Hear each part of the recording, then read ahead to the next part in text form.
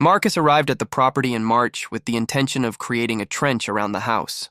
The decision was already made before he even unloaded the truck. He looked at the structure: light brick walls, corrugated metal roof, 3 windows on each side, and already knew what he needed to do. It wasn't a renovation. It wasn't maintenance. It was something else. The place stood alone in the middle of the valley, surrounded by miles of dry land and low shrubs. There were no neighbors nearby. The nearest road was 2.5 miles away. Marcus bought it for a fair price and brought only the essentials. The first 3 weeks were preparation. He fixed the fence, replaced loose boards on the porch, organized the shed. During the day, the sun warmed slowly. At night, the cold cut through skin. The work was simple and predictable. It was in the 4th week that he started. He grabbed the shovel from the shed, walked to the east wall, and drove the blade into the soil. The earth gave easily for the first few inches. Then it got harder. He threw the load to the side, always close to the base of the bricks, always maintaining the same depth, 3 hand widths below the foundation. On the first day, he opened a 6-foot trench. On the second, he extended it another 10 feet. On the third, he started going around the north wall. Marcus worked in silence. The shovel went up and down. The earth accumulated on the sides. When the sun got strong, he stopped to drink water. Then he went back. Inside the house, everything remained normal. Clothes on the line, dishes in the sink, tools organized. But outside, a trench was starting to appear, exposing more and more of the wall bases. After 2 weeks, the ditch was knee-high.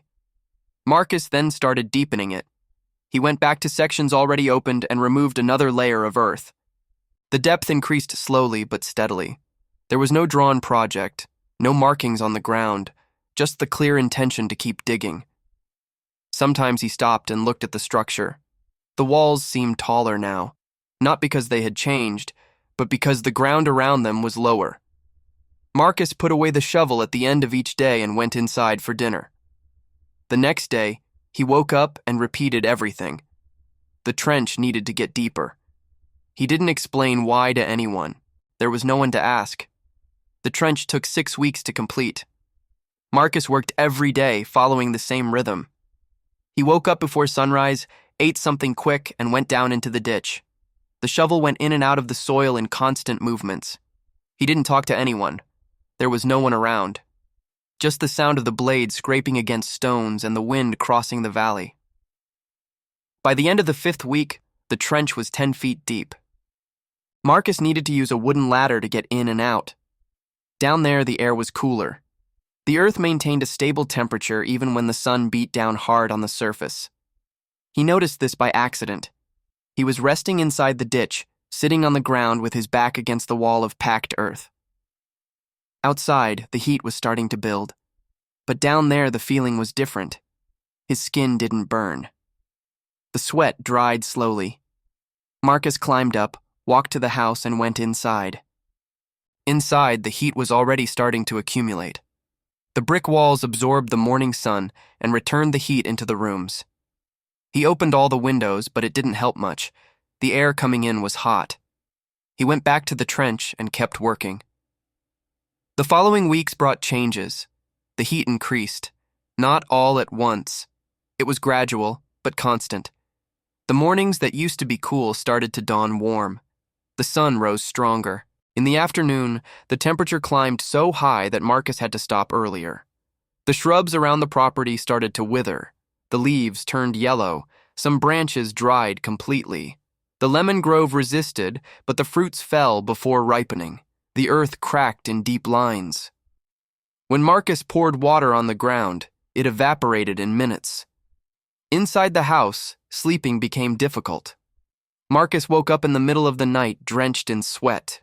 The walls radiated heat accumulated during the day. He tried opening doors and windows, but the outside air was even hotter. There was no relief. That's when he started removing earth from inside the house, not from the structure, from the floor.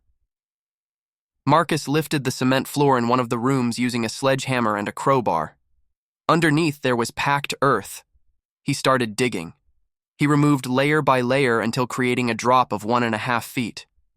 Then he leveled it with new cement. The difference was immediate. The floor became cooler. The room retained less heat. Marcus did the same in another room, then in one more. The house was starting to sink from the inside too. The heat arrived for real in the 10th week. Marcus woke up with the feeling that the air was different, heavy, too dry. He went out to the porch and looked at the valley. There were no clouds. The sky was white, not blue. The thermometer in the shade read 108 degrees. It was 6 in the morning. By noon, the temperature passed 120 degrees. The metal on the porch burned to the touch. The birds disappeared. Even the insects avoided flying. Marcus filled all bottles and containers with water. He closed doors and windows. He wet cloths and hung them in the gaps to block the hot air. Inside the house, the temperature rose slowly. The walls absorbed heat, but the lowered floor helped. The cooler air stayed trapped in the rooms. Marcus lay on the cold cement floor and waited. Outside, the world melted.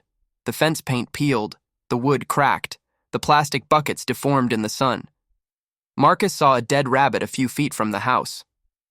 The animal had tried to find shade and couldn't. It just stopped and fell.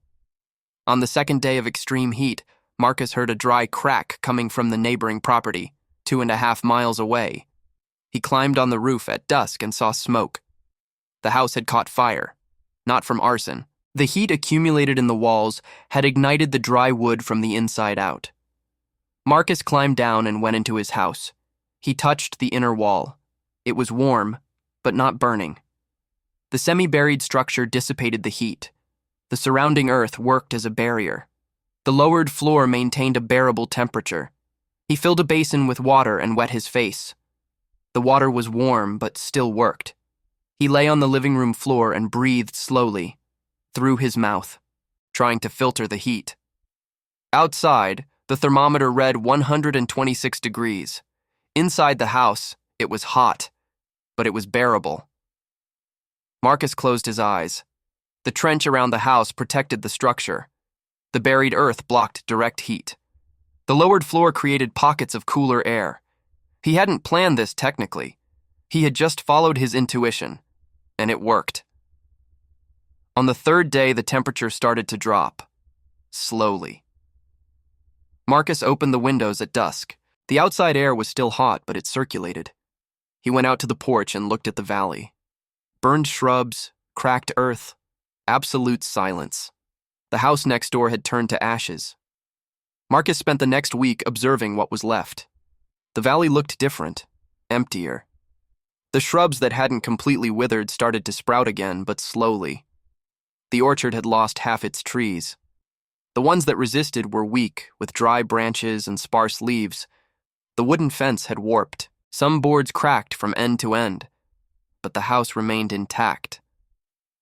Marcus walked around the trench. The earth was drier, more compact. He went down using the wooden ladder and touched the earth wall. It was cool, always cool. No matter how much the sun beat on the surface, the temperature down there remained stable. He climbed up and went into the house. He ran his hand along the inner walls. Warm, but not hot. The lowered floor had made a difference. The lower rooms retained coolness even on the most extreme days. The semi-buried structure worked as natural protection. Marcus sat on the porch and looked at the horizon. The neighboring house was just rubble now. Fallen walls, melted roof. Nothing had resisted. Other properties in the valley had faced the same fate.